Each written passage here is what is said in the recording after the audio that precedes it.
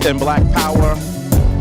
Let me just say Ankh and Ma'at to all of you. I am honored here to speak to an elder priest. Sometimes I say that, as I continue along my development, I have to also look at all those people who have done some of the things I'm still dreaming about. Does that make sense?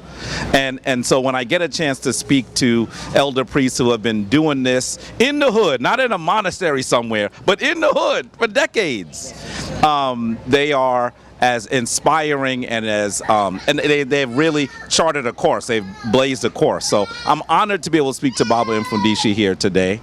I know I've been reading about some of the new things he's doing, speaking to some of his initiates, some of the members of his shrine about what he's doing, but I haven't had an opportunity to speak to you about it. So this is going to be instructive both for the family of Black News 102 sa.neter TV studios and also for me. So with that, Baba Mfundishi, is there a brief introduction you want to, is it possible to give a brief introduction to decades in the legacy?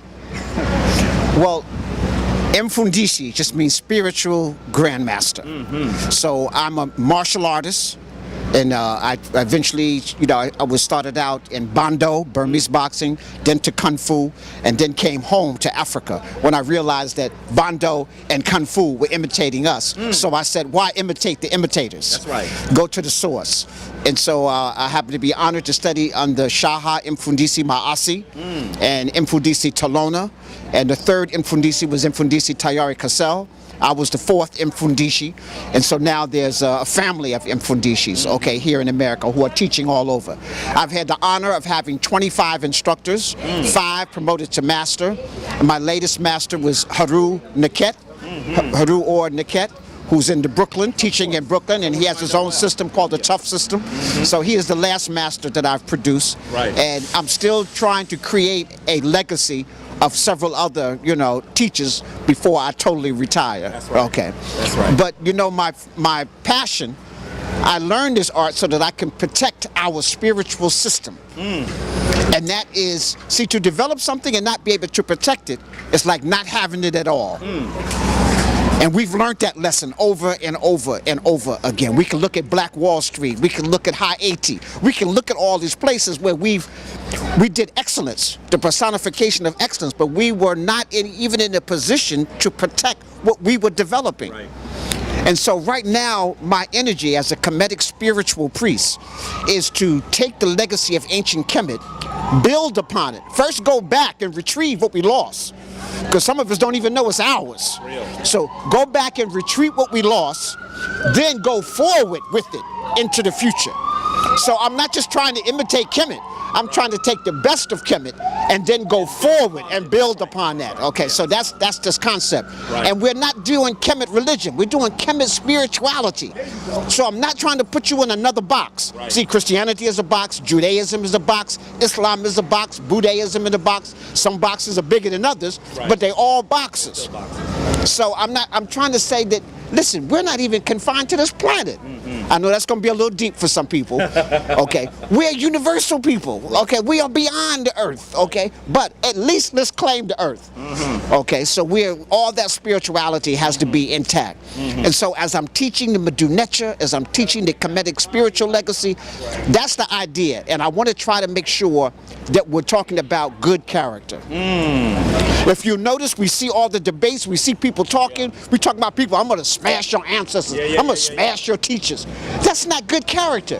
We're supposed to uphold the ancestors. So first of all, we have the ancestors that laid down civilization for us. Right. They created the 42 oracles of Ma'at. So we don't go back and reinvent that. Right. Man don't sleep with another man, woman don't sleep with another man, you don't sleep with nobody's wife, and wife don't sleep with nobody's husband. That's clear. It's in the oracles of Ma'at. Right. So we have a good guide. Ma'at is a way of life. Right. And to do Ma'at, the reward is to receive Ma'at. And so good character is what is developing. So I see a lot of people now who are embracing the Kemetic legacy, but they're still taking their European ideology and concept and antagonism and argument and debate along with them. You know, so we got to uplift that, because as long as we're debating with Hebrews, as long as we're debating with Jews, they're going to keep us divided. In fact, we're doing stuff to ourselves that the enemy's not even doing. You understand that? We are defaming ourselves, and the enemy is sitting back drinking mint juleps. Just like they were on the plantation, right? And we kill ourselves, and then they just come up and clean up the, you know, the riffraff and like that. So it's important. And so what I'm trying to do with this is building schools. As I talked to you earlier, brothers and sisters, if we're not taking control of our educational system, then we're not even serious. You see, the educational system was set up, the system that we use was set up by General Howard, who is the creator of Howard University, who didn't want his little white kids going to school with his little black kids because he had black mistresses. So he created Howard for his mulatto children to go to. You're talking about during the Reconstruction era. Folks, you gotta do some work on this, because particularly now as we are in 2019, we're focused on 1619. Hopefully we're going to be able to come forward from 1619 to 2019 to understand how we got to where we are right now. So this is a critical point, okay? Don't lose what he's saying. He's telling you to study Reconstruction so you understand where we are right now. And let me say something about Reconstruction that's not being mentioned in African studies or someplace. The advancement that enslaved Africans, prisoners of war, did after the Civil War, between 1865, 1867 to 1920, is the greatest achievements of any ethnic group on the planet Earth. We built over 75 colleges and universities, over 1,000 schools, independent schools. We built over 30 independent cities and villages. And some were more affluent than their European counterparts. We had planes, banks. You know, we built our own schools, our own churches. You see what I'm saying? And nobody has done that in that short of time on the planet. So that's why they don't want to they don't want the poll to be even. They don't want to give us the same chance that the Europeans have, because we're outlawed them. That's why European unions, we just celebrated Labor Day. That's why the union was so important. The unions were created in the 1900s because they were bringing immigrants in to build this industrial. But who were the most technical skilled people? The Africans. They built the White House. They built all the schools and stuff that you see. The blacksmiths. We held all those crafts. From the enslavement process to the freed process. And so now, in order to get these Europeans on an equal plane, they had to create unions that were white basically only, and that another white person had to bring you in, and that was to keep black folks out. So by the 1930s, they had a rap on it. They had basically disenfranchised these black craftsmen. I mean, along with the black codes and, you know, things that said that really, some of you are familiar with this story on the South African level, that there was this pass system where you had to show your pass to actually give relevance to your presence anywhere. They were doing that in the United States, you know, during their system of apartheid. You know, so if you didn't work for someone, they could just arrest you. So clearly that was them taking control of the skills that we had garnered through our enslavement. Part of the continuation of modern day slavery. That's all. That's the prison industrial complex is the new plantation. And we got more people in jail now that was on the cotton field in 1860 before the war. We got more people in jail. In fact, America leads the prison industry of the world. We got more black people in jail than everybody else in all the jails in the world. So, I mean, that's deep. So, I mean, you know, it's not like us, like we're trying to make somebody the beast. No, we're showing you this is technical right now. And it's a business. It's always been about business, so we have to understand that. So now, let me go back. I said that we honor our ancestors. We speak our ancestors' name, and so therefore we can't be defaming our great ancestors. Somebody like Diop, somebody like Dr. Ben. You don't have to agree with their whole program. Nobody agrees with the whole program of any hero or shero. We take their best works and we personify them, so that we can try to even go beyond that. But that inspires us. And so that's what we need to do with our elders. We don't try to discredit their work. If you got some dynamite work that you think is better than theirs, just write your book and present it. You don't have to defame them to lift yourself up. And it's the same thing to our young scholars. You don't have to defame the elders in order for you to make a name out of yourself.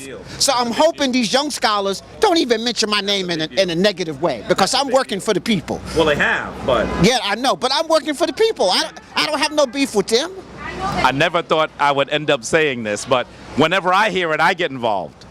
And sometimes they say, you're upset because you're offending, I'm offending your teacher. And I want to be clear. I've learned a lot from Baba Mfundishi from afar. I've not been in his class. That's not the point. The point is not that I'm offended because you are my direct teacher. I'm offended because I've studied his walk.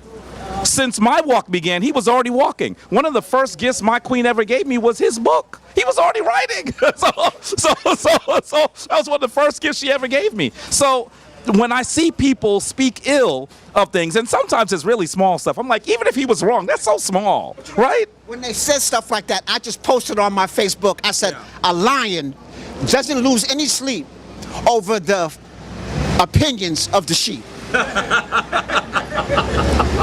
You understand what I'm saying? Yes. He just keeps moving on this hunt. So I just keep on my journey. My work, they try to call me a pseudo scholar. I mean, I've been a dean, a professor, taught at several universities. That's you know, what drew me out. You know, and my books is used in the university. You know, okay. Then the last thing I heard somebody say is, Mfundishi is supposed to be a priest and he's selling rocks.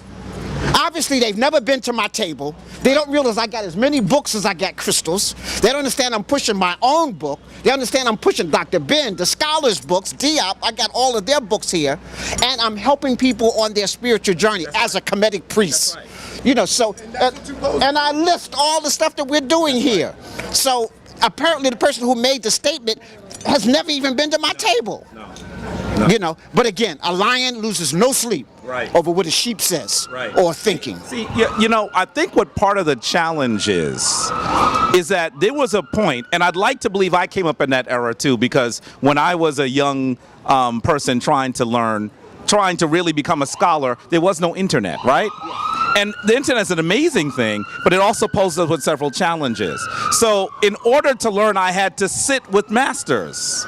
And they taught me, as what you're talking about, good character. Sometimes I just got beat up. People don't hear about how Dr. Ben and Dr. Clark, they would beat me up. Dr. Clark would literally slap me in the back of my head when I said something wrong. Literally. Listen, my first keynotes at an ASCAT conference was in Buffalo, New York, okay? And Dr. Ben's sitting in the front row. Now, Dr. Ben will just call you out on the spot. So, in front of everybody. In front of everybody. So, I'm going through my lecture. You know, this is my first big chance. I've been in a whole lot of little workshops, but this is my first time as the keynote, right? So, bam. So, I got finished. I got a standing ovation, right? Dr. Ben's still sitting. I'm like, oh no.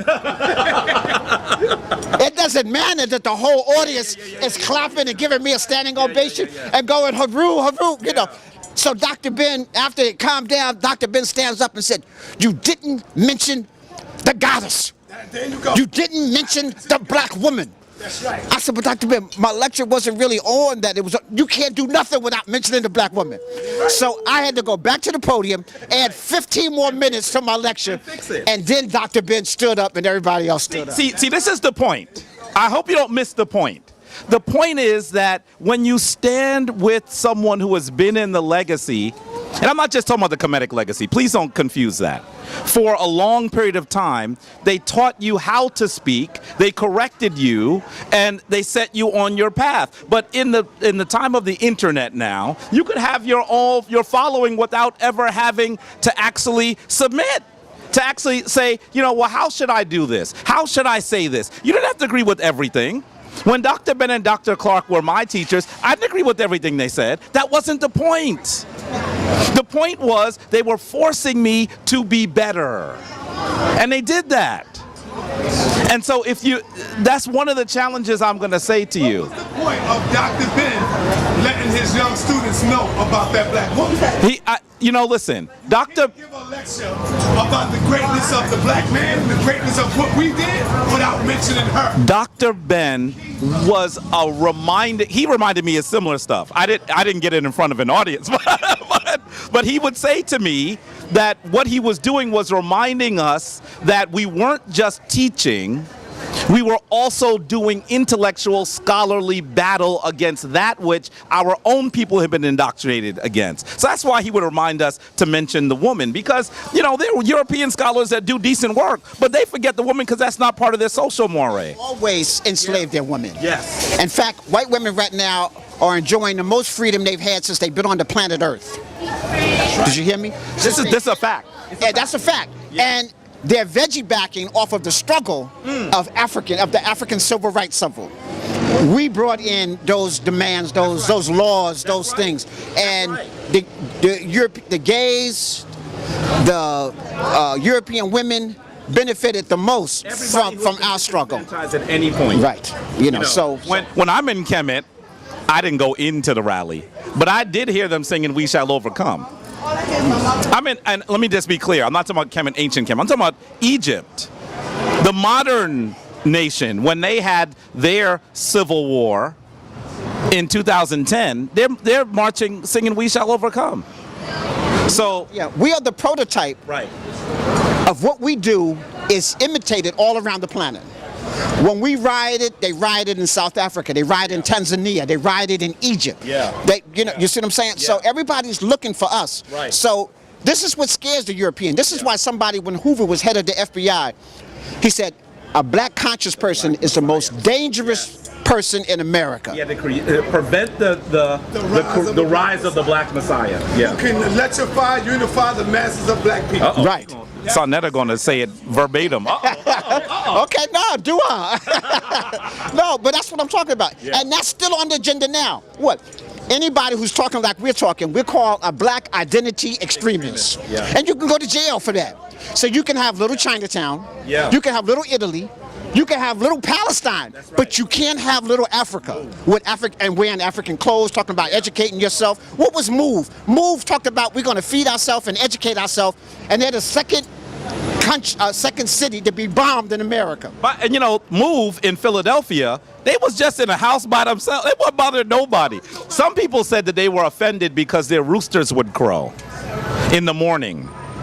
And so essentially you need to understand that after that a black mayor was involved in that, by the way. They bombed that area and ended up destroying most of the block. So the only 2 bombs in America. Yeah. Tulsa, Oklahoma, trying to be black, trying to control it, and MOVE, trying to control your own destiny. Yeah. So now this leads to, why is Mfundishi building a school complex in Ghana? Please talk more. Now, can I set this up? Yes. Now, I want you to be clear that Mfundishi is a Kemetic priest, been a Kemetic priest since I have known the word Kemet. Since I knew the word Kemet, he was already out there as a Kemetic priest, long before that. So I want you to understand that the thing that I am impressed about by the elder priest is that none of them are sitting on their laurels. They don't just say, listen, adore me, I've done lots of great stuff. They're always trying to do the next thing, even as they are elders. Now, I know you might not think he's an elder because he's also a martial artist and he's in great shape, but this is an elder, right? So can we talk more about what you're doing in West Africa? And then as you do that, I know that there's some people who are going to say, well, the tradition you're describing is from Northeast Africa. Why West Africa? Talk to that as well if you can. Okay, and let me clear that last part up first. That's right. You see, Egypt is not this little isolated place along the Nile. When I talk about the Kemetic legacy, ancient Kemet was the mouthpiece of the African continent. Almost everything that you see in ancient Kemet came from the south or the west. That's right. And the west, I'm talking about where the Sahara is, because we were there. That's right. Okay, so from the west and from the south, in fact, the oldest example of an Ankh is in South Africa, yes. Almost 75,000 years, and the symbol of Ra. Yes. And so it showed that Africans had been moving around the continent, following food sources, following climate changes. Kemet is the mouthpiece. All those scholars ended up in Kemet because in Kemet, They wrote it, and it could last forever. If you live in the tropical rainforest, and you writing, it's gone tomorrow. You know, rain is gone, decay. You write on wood that's rotting away. Yeah. And Kemet they built with stone. Right. So when you went to a Kemetic temple, there were scholars there from West Africa, South Africa, East Africa, probably even from Asia there in Kemet teaching. So people don't understand that. And they don't understand the greatest economic system that the world has ever had is ancient Kemet. Right. So we talk about the scholarship. Yeah. We talk about the philosophy. We talk about the spirituality. But think about this. No money. We build the greatest monuments on the planet. We build temples that's still standing today. Right. In fact, the temple of in Karnak took 500 years to build. So, and it looks like one architect did it. So that's about 20 generations kept the legacy alive and passed it on. Right, and kept the same philosophy for 500 years to that, you know. So I'm just trying to show. And they ain't had no money. No money. There was exchange, barter, but nobody went to bed hungry. There was no such thing as homelessness, right? And the ego was always in check because we were building for the greatness of the nation. We were building for the Nasut Biti. We were great for the Royal Trinity. We were building for our legacy. Right. We need, see that, talking about good character, we're talking about a nation with good character. Yeah. A nation with good character. And the 400 years of slavery from the Jews, that's a made-up story. There's no record of that, of Jews being there for 400 years. Okay, so that's just a made-up story. If anybody, it was the Sumerians who actually enslaved them for a long period of time. You know, so a lot of that stuff comes from there. They just tried to put it on us because they were stealing our stuff, and they didn't want nobody to be looking at you because they made you seem so bad. Evil Pharaoh. Right. The evil Pharaoh. Yeah. All types of blasphemy is happening. Right. With the fornication, all that came out of Greece. And they tried to put it on Kemet.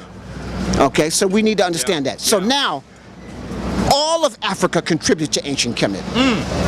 When I'm in Ghana, the Akan people, Akan mean the spiritual people. They trace themselves back to ancient Kemet. When I study Ifa, Ifa study comes from ancient Kemet.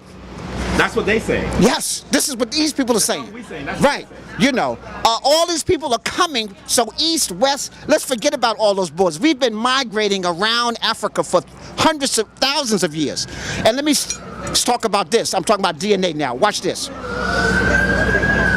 And two Africans living almost side by side, let's just take the Igbo and the Yoruba, can be further apart than me and you are from Europeans.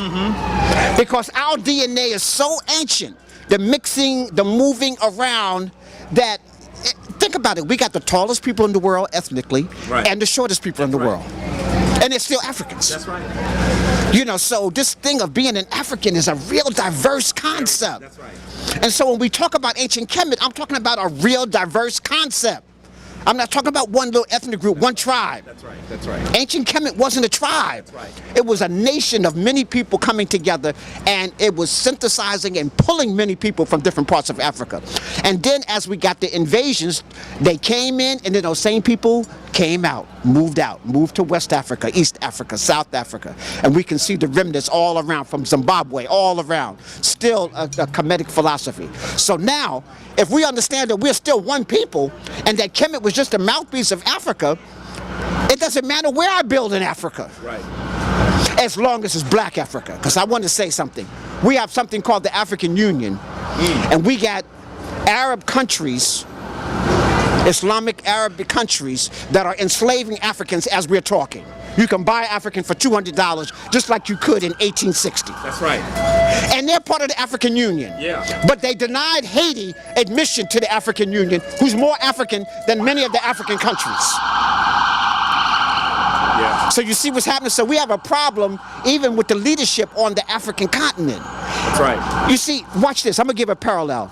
If we look at America, America is Canada, Mexico, you know, and all the way down. That's part of America. It's not one nation. So when we talk about American unity, we're not talking about all of us belong to one. Each country has their interests in heart. But when we talk about Pan-African, for some reason, Africans think we mean the whole continent. When you got enemies on the continent, when you got people on the continent who don't have your best interests, when you have people on the continent who don't want to be Africans. And then you got them in the African Union. We got the Chinese. In fact, Israel has wrote a petition to be in the African Union.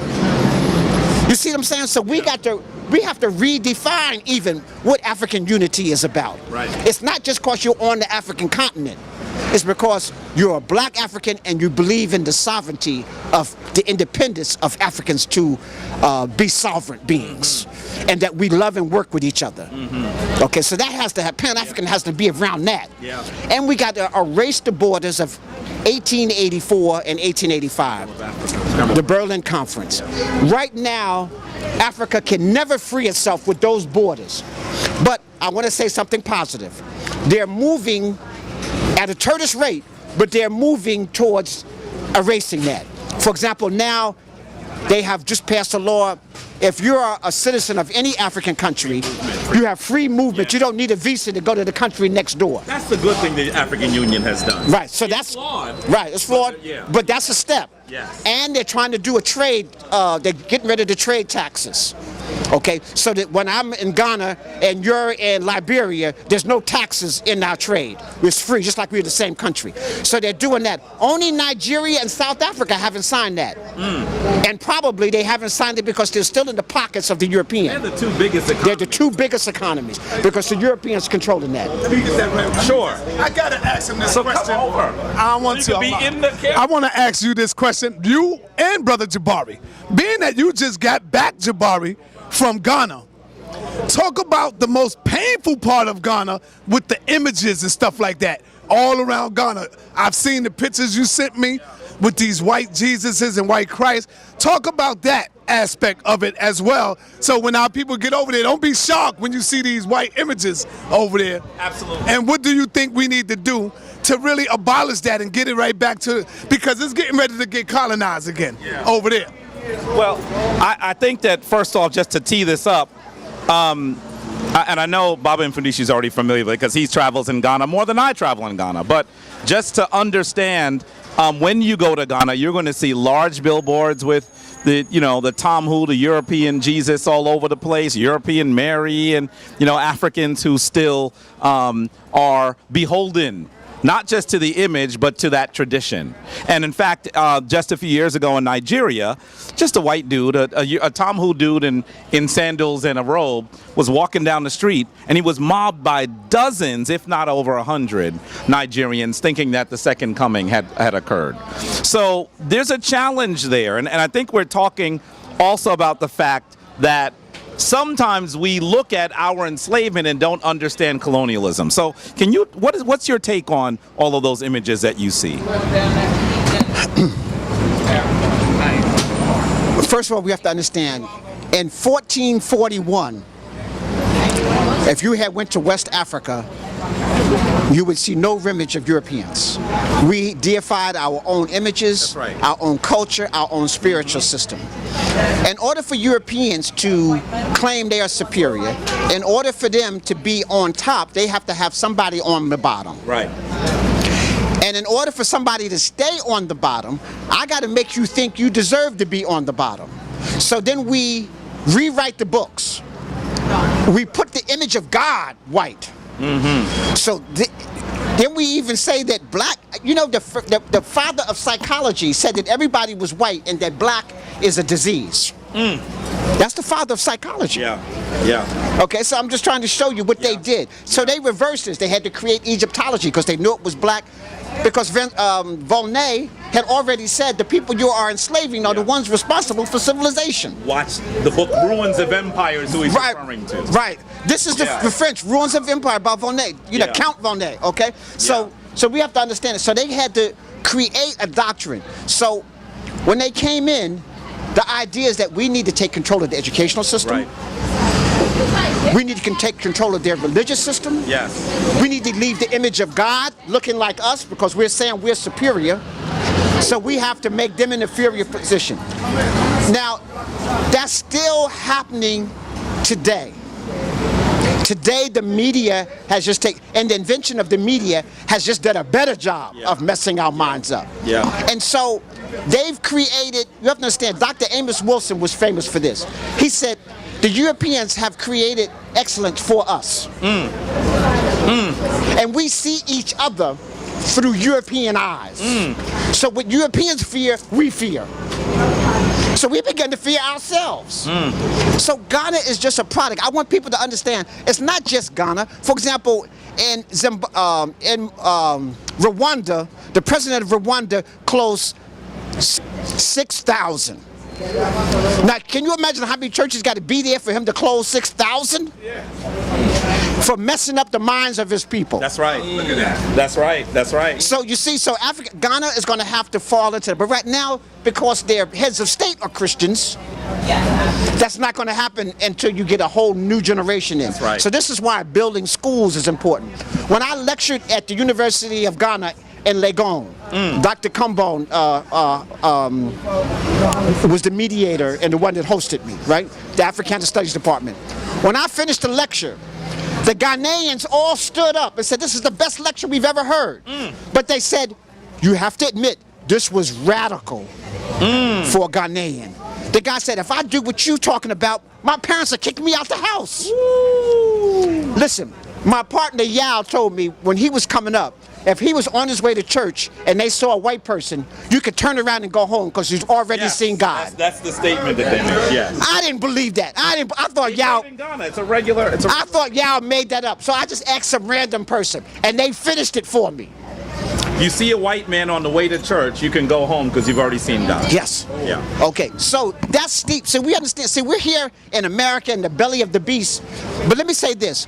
Almost all of the Africans on the continent don't know the Europeans the way we do. They didn't go. We've had to live amongst them. They didn't go to school with them, eat with them, have to, you know. So they don't know them like we. They still trust them. They still, because the European is a powerful nation. The world powers is Europeans. So they look at them as having the money. You got to go to the money. You got to go to the power. So we want to do things this white. Right. When I was staying in Ghana the last time, I stayed in this beautiful condominium, and it was owned by a brother, but he was the manager. So every day he had to come in the suit to show, you know, how powerful he was in his European suit with suspenders and vests, and, you know, like that. In Ghana, showed that he was authority. He was in control. And because I'm in African clothes every day, he was like almost looking down on me. That's right. You know, oh no, you got it twisted. That's right. You're the imitator. I'm the original. You know, so this is the whole continent is going to have to be re-educated. And so now I'm going back to education. So now we can go to the question was, okay, you know why Ghana now instead of any place else? Because I want to build a model that can be taken any place in Africa. So if you're teaching, we have the farm. So the students learn agriculture. Oh, wait, you got to explain what you have. We have 100. That was our conversation. Okay, yeah. We were vibing, so. Okay. We have 100-acre farm in Ghana. In Jakiti, it's the eastern part of Africa, eastern region of Africa, near about 30 minutes from the Volta Dam. So we have a 100-acre farm, and we're expanding on that. We have 17.5 acres that we're expanding as a school complex, school and dormitory.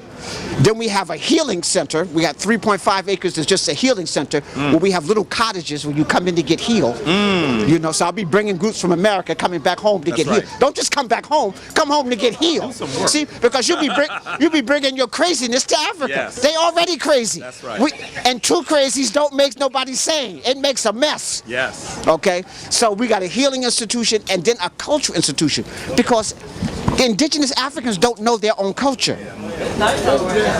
They don't. If you've been raised a Muslim, African artifacts is taboo. You can't have no African mask in your house. You can't put up no ankh. One of my students, their parents is from West Africa. He wore an ankh, and the father snatched it off of him. Yeah. He thought it was Catholic. So I raised you to be a Muslim, not no Catholic. Not even, and the son couldn't even explain that. No, Dad, it's not Catholic. You know, but it wasn't Islam. And so you see, so you got your enemy right there in the house. So this is all that. All of northern Africa is predominantly Islamic. All of southern Africa and central is predominantly Christian. So that's the problem. And on the west, in some area, you have Islam encroaching as well. Yes, So, right, yeah. encroaching it. You know, so that's a problem. Abrahamic tradition. So where's the teachers and the practices of Kemet? If it wasn't for us here, we the one that's So that's where the re-education is. Listen, I got students on the internet from South Africa. I got a shaman priest from South Africa who's taking my class online. I got a brother from Zimbabwe taking my class online. I got 3 students from Tanzania taking my class online. I got a brother from Cameroon taking my class online. So, and they're embracing the Kemet legacy. Yes. So Kemet, just think about it. 10 years ago, the year 2000, that's like almost 20 years ago. How many people would have something like this or Ankh on? 2000. In the year 2000. Almost none, right? I mean, you would see a little hand people and you think they're crazy. Okay, all right. Now, how many people know the word Hotep? How many people got an Ankh? And we didn't go in any churches. No. We didn't go in any mosques. No. We didn't try to badmouth nobody. Right. All we did was teach our stuff. So I was even telling my students in the lecture I just did Sunday, is that no, we don't need to go in churches teaching Kemet. Just continue to teach in the community, because all those people who are in church also belong to the community. So if you're doing community work, they're gonna see your work. They see good character, they're gonna follow that. So all we have to do is that. Now let me go back to Ghana. That's not going to change until we change the educational system. Because the colonial educational system is still intact throughout the whole African continent. That's right. But don't get mad. We got a colonial educational system here in America. What do you think the Board of Education is? That's a colonial master's system. And even to add, let's even say this. We're going to talk about all the images of the Tomahawk Jesus all over Africa, but somebody gonna get mad at me, but I'm here to tell you the truth, not necessarily make you feel good. If you don't feel good by hearing the truth, you need to reevaluate your connection to the truth. You go to Amazonian Baptist Church, the most powerful Christian church in New York and possibly on the Eastern Seaboard, and you're gonna see a Tomahawk Jesus. So we have a lot of work to do. Right. So it's not just the African continent, it's not just Ghana. Our work is African people. That's right. No matter where we are on the planet. That's right. Your highest deity got to look like you. Yeah. Your saints, your angels got to look like you. Yeah. So that your children will aspire to be like that. Right. You remember the movie Sankofa? Of course. Do you remember when he's in the bed with the sister and he looked up and saw the white Mary and then kicked the sister out of the bed? Because she didn't look like the white Mary. Okay, so that's deep. Of course. Yeah. So that's deep. So why do you think these sisters are walking around here with blonde wigs? And not just a blonde wig, blonde hair coming down to their butt. So in the back of their head, when they were children, that was probably implanted. Yeah. Now that they're adult and can't nobody tell them what to do, they're just yellow hair, pink hair, purple hair, green, blue. I've seen people with rainbow hair. Yeah. You know, I realize you have the right to express yourself, but you should be expressing yourself in the glory of your own culture. I think one of the challenges, because I speak to people about this and sometimes they get a little upset. Sometimes now sisters say to me, I want to have choices. And I say to everyone, not just sisters, because I don't want to make it sound like I'm just bad-mouthing sisters, to everyone, the choices that you make are based on that which you know. And so if someone told you that the African aesthetic is secondary, that Africans are not humans, then of course, you're going to spend your own money to look like somebody else. Right. And kinky hair is bad. That's right. You gotta understand, this is godlike. That's right. This is the strongest hair in the universe. That's right. That's right. But you want to imitate dog-like hair, because that's what it is. It's fur. It's not even hair. It's not even hair. And if you look up hair in Kemet, it's Kim, and the word black, and then it has a coil. And that coil is the same coil that you see in the golden means. The same coil that trees grow by, plants, flowers grow by. Sometimes called the Fibonacci spiral. Right. Yes. Right, that's the golden mean. That's the same right. thing. So, and so you want to press that out. Okay? And you think that's cute. Okay, so we have to go back to culture. Right. So your school has to reinforce that. That's right. Then your spiritual institution, your cultural institution. That's right. I'm building a pyramid culture center. And so I want to show Africans in Ghana the culture of the rest of the continent. Because they don't even know what's next door. Yeah. They don't have no idea what's the culture in, if I talk about Tanzania, they have no idea what's going on there. So, you know, right, so I need to be able to do that. Even though, let me just put a plug now, Tanzania, you know, ever since the 1960s, Swahili has been the national language. 16 countries in Africa now have adopted Kiswahili as their national language. So that means that we can begin to communicate with each other without using the Wazungu, the Tamil language. Right. That's right. We don't need to use French, English, Spanish, German, because we speak in all those languages. And we're the best speakers of those languages. Oh, yeah. But we don't have to do that in order to communicate. So eventually, Swahili might be the language franca of the whole country. All right, so again, I'm going to go back to the concept that if we're not talking about re-education, and you got to talk about feeding the people. So that's why having the farm was important. Yeah. I want to be able to feed the village. Right. And then also use it as an economic thing. But you imagine the students go out, they plant, they harvest, they learn to cook it, culinary arts class, and then they learn to serve it. That's right. You're learning to do for self. We're building. You're taking carpentry. You learn to build. You're learning science.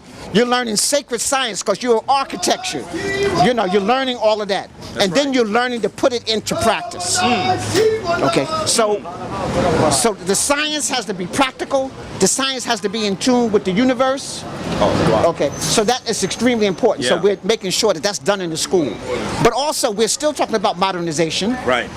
We're still talking about, but we talk about modernization to be in tune with nature, not to replace nature or be at war with nature. Concept we call sustainability. Yes. Yeah. So that has to be happening. So as we're developing that, that's one of the things that I want to keep in mind. So we're re-educating the culture. When I asked Dr. Kambone what was his greatest difficulty he had in Ghana, he has a small independent school.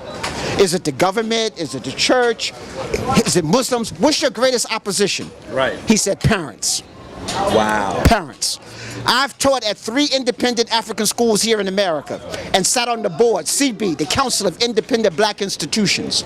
Our number one enemy in America has not been the European. Our number one enemy has been black parents who are still incarcerated in this Western mindset. Teach. Look at her mouth. She couldn't believe it. Right, yes, right. That's it. That's it. And that's why our parents right now are sending their schools off to the slaughterhouse. These public education is a slaughterhouse. And then you wonder why your kids aren't independent, black, and strong. Right. Because they're not being taught that. That's right. In fact, I see them walk down the street here all the time. European Jewish white teachers, European female white teachers are the dominant in the inner city schools. These Jews can't get a job no place. They come to the inner cities and they get a job teaching your kids. Yeah. So until we can stop that, we ain't even serious. Right. Because you're going to take 2 giant steps forward, and then they go home to messed up parents and television, and when they come back to school, they're 3 steps back. So that's why the school we built has a dormitory. We interview every parent. If the parent's crazy, your student can come to our school, but he has to stay in the dormitory. He'll see you at the holidays. Make sure you touch on the Chinese children. Oh, yeah. And you see how advanced they are in technology? And our children on video games? I was just reading this. In the Japanese school, there's no tests until the kid gets to around the 4th grade. Because in those primary years, they want to teach culture and etiquette and manners. Wow. That's the whole all of Japan. So you don't get no tests until you get to around the 4th grade. Because I want to get that foundation of good character. I want you to be polite to the ancestors, to your parents, to the neighbor. I want you cleaning your neighborhood. I want you. And I saw this one school in China where the kids, they had no janitors. The kids kept their room sparkling. And then they had awards on whose room was sparkling more than the others. So the whole school is sparkling. Yeah. You can eat off the floors in the hallway. Whoa. This is children now, school. Whoa. And yet they're outscoring American children on every category. Math, science, technology. But it's about attitude. Right. And people don't understand it's not what you know, It's what you do with what you know and how you do it. As is important as what you do. It might even be more important. Yeah, and so much of this is also so much of the importance, and this is a challenge I have because I teach on several levels. I'm not going to call them out right now because they're going to be upset. But let me say that one of the challenges I have is I often have to convince people that black children and black adults need to feel good about who we are. And I thought that this was a battle we won in the 60s. But in actuality, if we don't feel good about who we are, we're not going to be able to apply even the things that we believe that we're teaching. Because black children are still saying that children who excel are acting white. They're not even in school with white kids. And they still say they're acting white. Not knowing we created educational systems. Right. Not understanding we created grammar. That's right. I even had some of my own Kemetic priests talking about, oh, that grammar stuff, that's European stuff. No, we created grammar. We created syntax. We created writing. We created all of that. We continue to hear, sa.neter and I always are talking about the fact that people, when we talk about science, they say sometimes it's the white man's science. Ain't no such thing as a white. The white man's science. They just got into this yesterday. In fact, the Moors taught them who the Greeks were. They didn't even know they went through their dark ages and got disconnected from the Greek-Roman Empire. That's right. And after the Crusades, the Moors are the ones that retaught them. That's right. So they learned about Greece, the great Greek philosophers and all that, through black people. Okay, and then they wrote us out of the book. Yeah. Okay, but whoever controls the situation defines it. That's why it's important for us to become the captains of our own ship. And so, Ethiopia being the mother of Kipling. okay, Ethiopia, which is ancient Kush. I don't want to ancient Kash, which is the correct name, ancient Kush. Tamari, that goes all the way to the Great Lakes region. That's the parent of ancient Kemet. That's right. Okay, so modern day Ethiopia is a little different.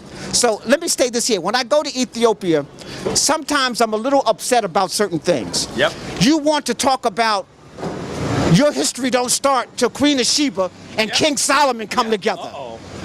When, I was afraid he was going to go there. yeah, when you had ancient Kush, you had Aksum, you had the 25th dynasty. All these were coming from Ethiopia. But you don't mention that. You don't teach that in your schools. You start when your queen got raped by a white man. And now that makes you powerful. I got to add on to this. And the other part is, sometimes, and I've gone through these stages. I grew up in New York City. I remember when I was finally looking at the world a little bit larger than I had learned in school. And I was like, wow, Christianity comes from Ethiopia. That's what I was taught. Right, I remember having my Keber Nagast when I was 16 and being very proud of it. It wasn't until later that I realized that that area that is modern day Ethiopia practiced a system that was very similar to the Kemetic system, and that was destroyed by an emperor by the name of Ezana in the 3rd century of the Common Era. That's what happened. And they built the Coptic Christian monastery. That's exactly what happened. Now, let's be clear. I am not saying that Ethiopian Christianity is the same as, for example, Roman Catholicism. I'm not saying that. But I am trying to make a distinction that the other traditions that some people would like to speak ill of were also very prominent. Peace in Ethiopia as well. And so, and let me say this, when you travel throughout Ethiopia, I've traveled in places in Ethiopia that Ethiopians haven't been to. That's right. Because it's still very ethnic. Oh, the Omo Valley. Right. So if you belong to the Buru, you can't go over here with the Eritrea. You can't go over here with these people. But because I'm from Tanzania, I'm from someplace else, I can travel everywhere. Everybody welcome me. Right. And so you still see a great tribalism. Like, for example, you got Haile Selassie over there. Haile Selassie is not necessarily an Ethiopian hero. That's right. Because he had to do some things that wasn't popular. He had to try to bring them into the modern era. Right. So he adopted Amharic as the national language. Half Ethiopia didn't speak Amharic. So they were forced to learn a language that wasn't theirs, that belonged to another ethnic group that they might be at war at. Yeah. Okay, he forced them, he translated the Bible into Amharic and Ge'ez, so that the people could, read. So he took farmland from certain people because he wanted to feed Ethiopia. They were going through famine. He wanted to make sure everybody was getting the distribution of food. So now, if he took land from your family, His name is Mud. That's right. So you got a lot of That's right. Ethiopians who don't like Haile Selassie. Even today. Even today. So When I want you travel you on the continent, you see that. to, yes. So I wanted you to understand that. So Ethiopia right now, Islam is there. And when I came there with Dr. Ben in the 80s, you could count a masjid. Now you can't. Because the Arabs came in with their money. And they bought Arabs. They just converted people over to Islam with their dollars. Yeah. And so that's what China is doing in Africa. That's right. America and the Europeans came in with the gun and the Bible. The Chinese is coming in with yen. They're coming in with their dollars. Yeah. I believe it's Zimbabwe. Now the Chinese is printing their money. It's printing their money. Yeah, and their official currency is now the yuan. Yeah. Is the yen. You see, so the Chinese are doing just what the Europeans are doing. They just got a different. China is building bridges, roads, airports. Yeah. Yes. So once Mugabe became no longer the president, The door's open. This is the deal. This Doors is the open. deal. This is the deal. The door's open. And let's be clear, the African remembers how the European came in, right? So the Chinese are coming in with commerce. Now, I need to be clear that while I'm saying commerce is better than the bullet, you should not assume that that commerce is on equal terms. That's the problem. And Africans are going to get to the point where some of our friends aren't going to be our friends, and some of our enemies we're going to have to make some really clear, detailed pacts with. Because we have to now say Africa for the African. Yes. And so we're going to have to do some battle even with some of those groups. In Tanzania, the Tanzanian government put China out. Yeah. Put them out. Go home. But one of the things Julius Nyerere did when he was the president, when they were building the railroad there, and the Chinese was coming in to help, he said, in order for you to come and help, you got to learn Swahili. The Chinese learned Kiswahili. And he said, all your foremen have to take on a protege so that we know what you're doing. yeah. We just, you know, and so now when they kick the Chinese out, they got the experts. They got go. They can build their own roads, build their own railroads, because now they got the ingenuity. Any country. Right. Okay, so other Africans have to learn that type of Strategic thinking. right. That's all it is. That's Strategic right. thinking. And whenever you're doing strategic thinking and you go into a contract, it has to be in your best interest. That's right. All African nations have made contracts where it's not in their best interest. Nigeria gets less than 10% of their oil. Ghana gets less than 10% of the profit of their oil. Listen, let's go further, because some people, you might put oil or gas in your car, but who don't drink coffee? Most people on this block had coffee this morning. Well, you know that the coffee actually comes from the continent, that the best coffee is still on the continent. But the coffee market is only about 2% of the coffee market is African. So let's be really clear. About who? Chocolate, cocoa. So let's be really clear that global economics have been controlled by people outside the continent. But again, I always got to put a positive spin on this. When I was in Ghana in the 70s, there were no manufacturing of cocoa, chocolate in the whole country. Yeah. Look at that. And it was the leading producer of the cocoa bean. Yes. The Ghanaians were buying chocolate from Europe and from America, and it costs more there than you're paying here. Yeah. And that's where it comes from. But now, when I go to Ghana, Ghana got their own manufacturing of chocolate. Tree. Listen. And it's the best chocolate I've ever I tasted. can say it now, Baba, because I'm back in the States. I was sticking Golden Tree in my luggage like, I hope I can get away with this much chocolate. That's the brand. That is a Ghanaian brand. It's their cocoa and they're refining it. Because we have to understand, colonialism is about taking raw materials from one place, refining it, and then selling it back to them at a gigantic markup. So they can't control their own natural resources. So it's beginning to change. Yes. The clothing, remember I told you the best clothing in Ghana now is to look like a European. Well, no, that's starting to change. Yes, it is. Now you see, not the diplomats because they are sold, but you'll see that all of like the heads of state, all the chiefs, everybody, traditional African clothing. Yeah. And then they got the designing, just like in Senegal, they got this African design where they got all African prints. But I have to say this, when I'm in the Ghanaian mall, when I was in the Accra Mall, they had two fabric stores right across from each other. One fabric store was the high price. That was Dutch fabric and from Holland. And then the cheap stuff was the Ghanaian fabric across the hall. So when I said, oh, I want something done by Africans, they said, oh, go across the hall. So their fabric was like maybe $10 a yard, $20. The Ghanaian fabric was only like $3, $4, $5. But the idea is that they still got it though. Right.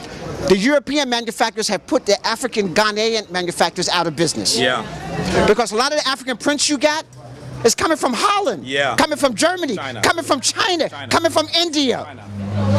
Like, I don't buy these Indian clothes. We got Africans right here on my strip selling Indian African clothes. Yes. Yes. See, so we got to change how we do business.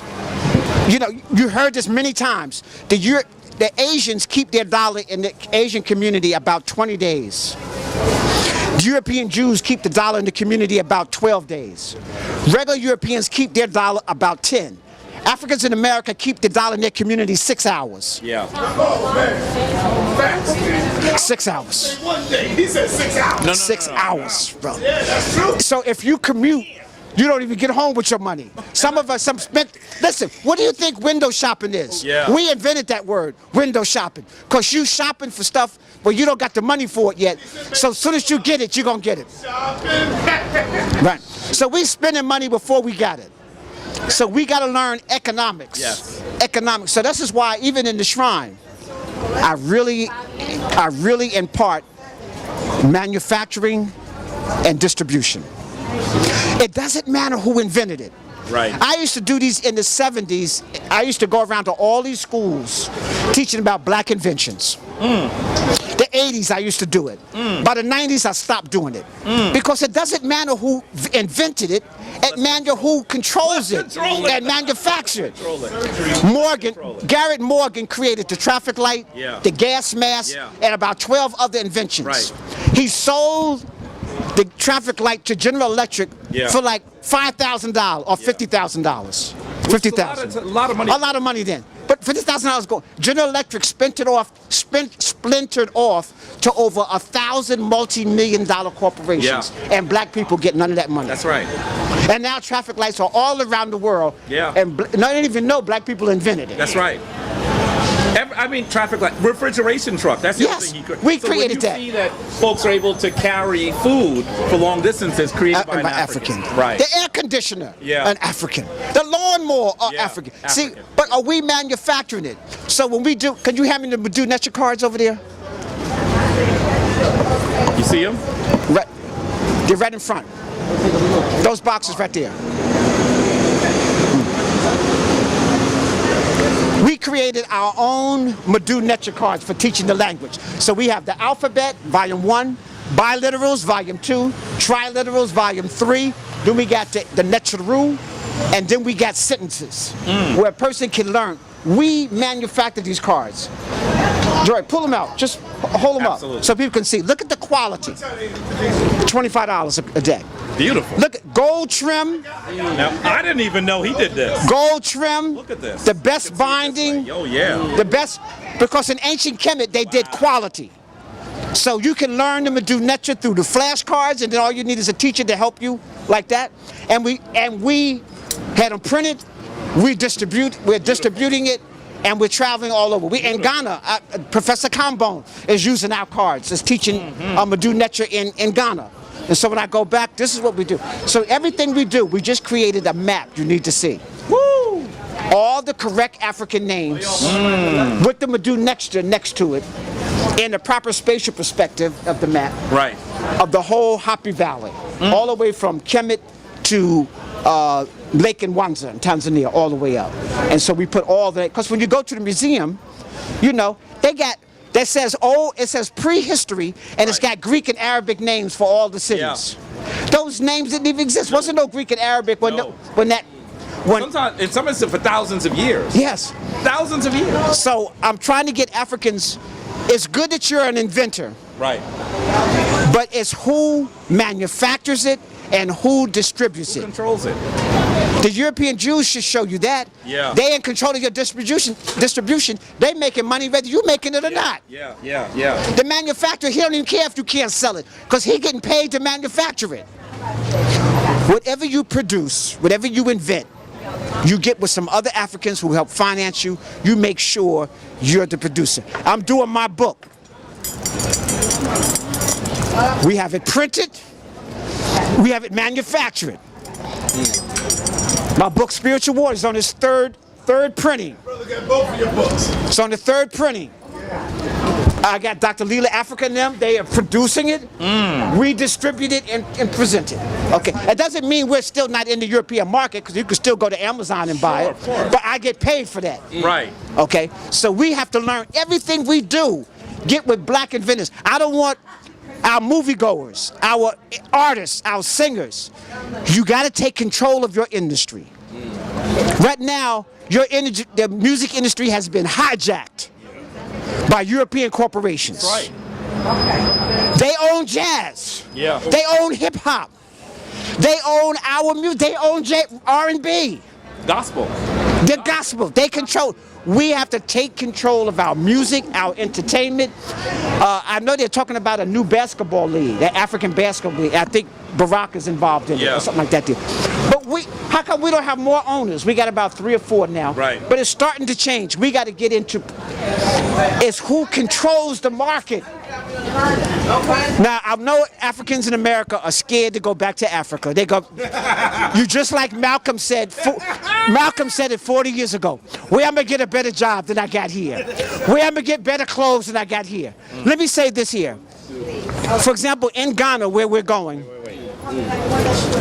you have an all-black market.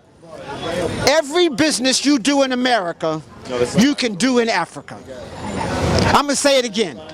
Every business you do in America, you can do in Africa. And Africa is probably the only place right now where you can start from zero and be a millionaire in 5 years. A house that costs $1 million here, I can build for $30,000 US in Ghana. Yes. Wow. Yes. I'm gonna say it again. A house that costs $1 million here, I can build for $30,000, and it'll be a mansion like. Now, folks, you saw the house that Anika and I were drumming at, right on the Atlantic Ocean. A house like that, if it would, now listen, New York is on the Atlantic Ocean. If we built that house here, we several $1 million. There you're talking about tens of thousands of dollars. And you know, the other thing is so amazing is this. The brother that has that house there doesn't have security. When you go through Ghana, you could, if you said that you would give somebody $1 every time they saw the police, they'd drive around all day and get $3. You got the flash on? What am I saying? I'm saying that they're at a point where they don't even have the kind of crime we have. That we're talking about teeming cities, people everywhere, no police. We're talking about only 1/10 of the crime that we got here. So you have to, and I want to say this too. Baba Mfundishi is building in a big way in Ghana. And I know some of you are afraid because you're saying, well, wait a minute, I just got my feet set in Baltimore, New York, and wherever you are. This doesn't mean you have to live there permanently. The African continent needs you to be situated strategically in other places to create commerce. So go back to the continent when it snows. Now, before we started filming, Baba Mfundishi said he's not going to be here during the winter. Every winter I'm in Africa. That's how to do it. Every winter I'm home. I'm going back to Africa every winter. That's right. But people, you got Africans in the diaspora are the only people that can make Africa a good brand again. I'm gonna say it again. That's right. That's Africans from the diaspora are the only people that can make Africa a good brand again. And we got to do it through the media. We got to talk about it. Right. We got to bring it into existence. That's right. We got to make going back to Africa even better than having a pair of Jordans. Yeah. Okay? Now, you know, people spend the night out here to try to get a pair of Jordans in the morning. Yes, they do. We need people lined up. Ghana has even said, if you are repatriating, if you are a descendant of a Ghanaian, you could get free passage to Ghana. Yeah. By Ghana Airways. Yeah. Whoa. That's right. And then there are chiefs that are saying, have free land. Come get free land. This month, last month, August, 250 African Americans received their Ghanaian citizenship. So I'm just letting you know. And people, In order for you not to be an American citizen, once you are, you have to denounce. You have to fill out paperwork to denounce it. Yeah. So if you become an African citizen, you automatically have dual citizenship. Yes. The only way you not an American citizen if you were born an American citizen is that you have to actually fill out paperwork and say, I denounce the United States of America. I no longer want to be a citizen here. That's what Dr. Combone had to do. Understand that Ghana is doing something so powerful because they're not talking about having citizenship because you can prove your father, your mother was born there. That's what a lot of countries do around the world. We're talking about dual citizenship because you're part of the diaspora. This is new. This is new. It means that you can go home. And we have talked in this conversation about the fact that going home doesn't mean everything will be perfect. Now, wait a minute. You in Harlem and it's not perfect. Stop asking me those questions. Go home and be involved in the solutions because you're not going to be an animal at home.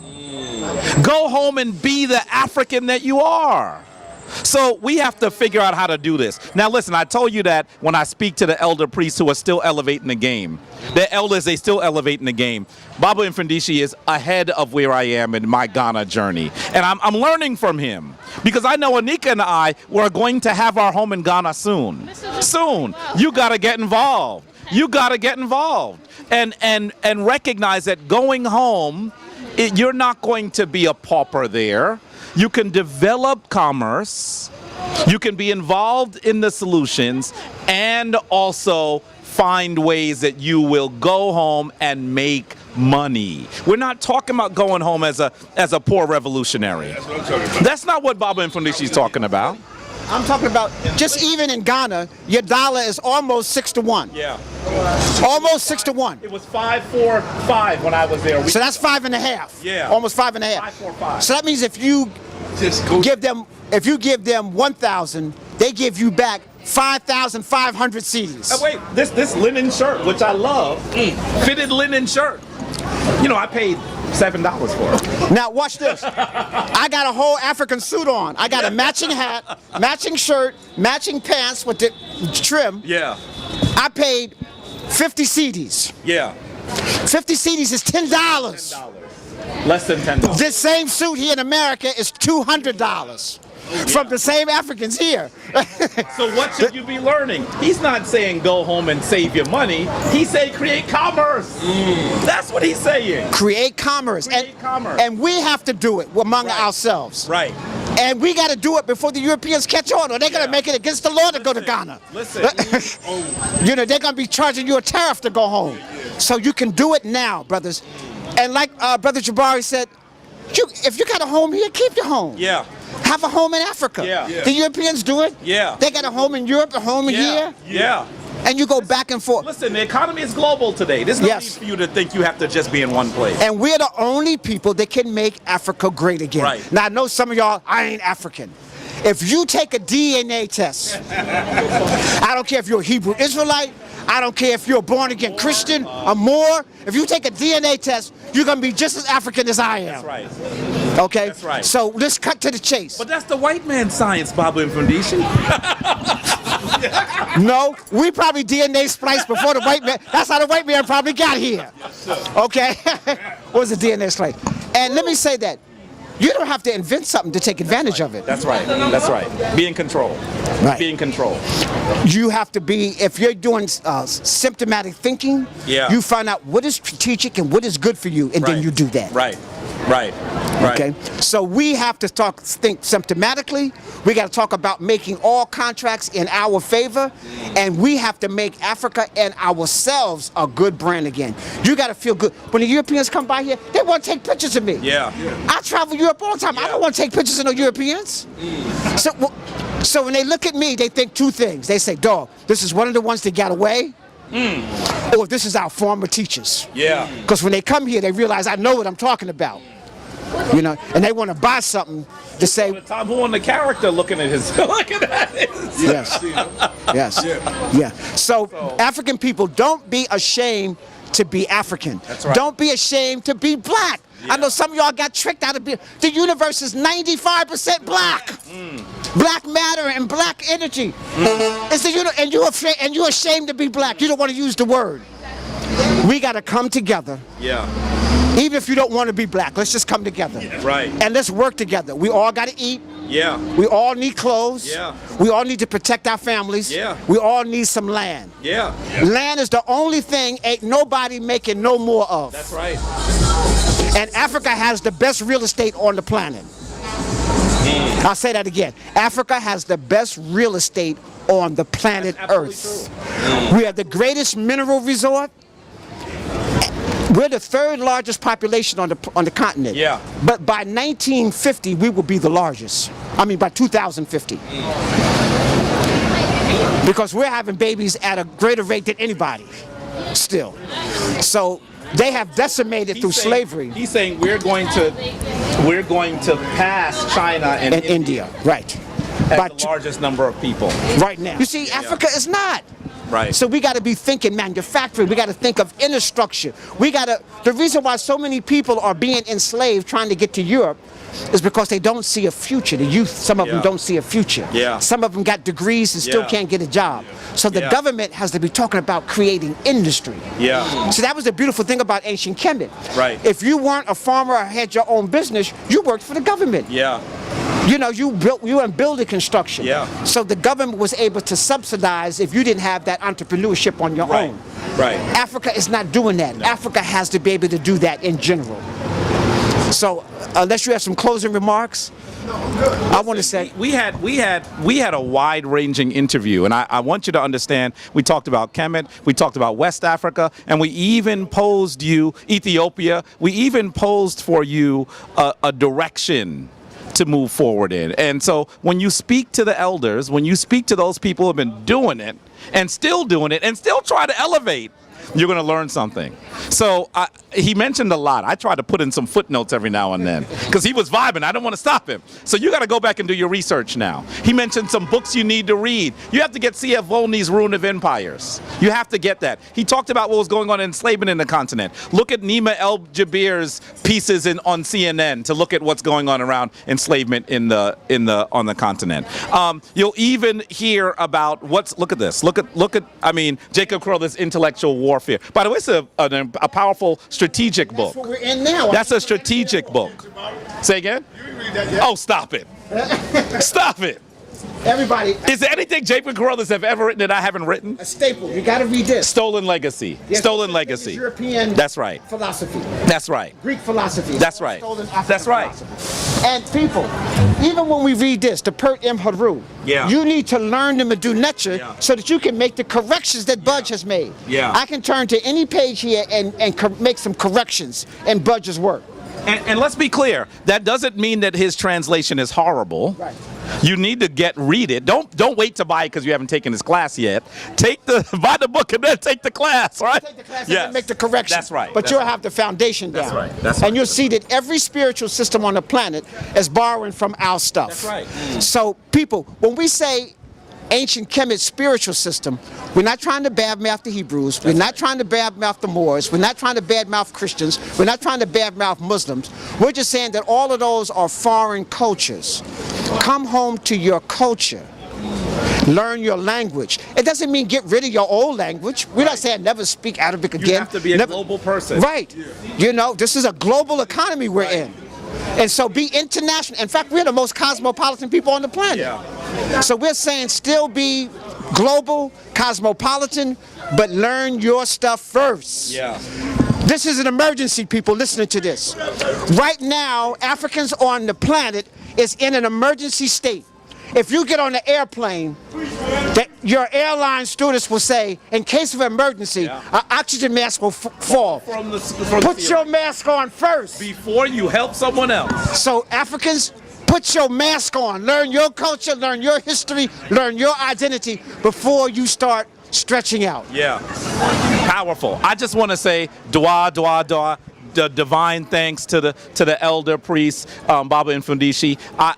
There's still so much for us all to learn, and you have the opportunity to come just on 125th Street and speak with him. I want to tell him why. Yeah, so this is powerful. Okay.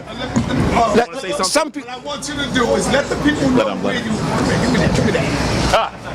What I want you to do, Mfundishi, in closing, let the people know where you at. Because if you read the comments, everybody is saying, where is he on the 125th, right? Everybody said, I was going through the comments today. They all wanted to come and support you. So let them know exactly where you at, across the street from over here, right down the block, in between, wherever.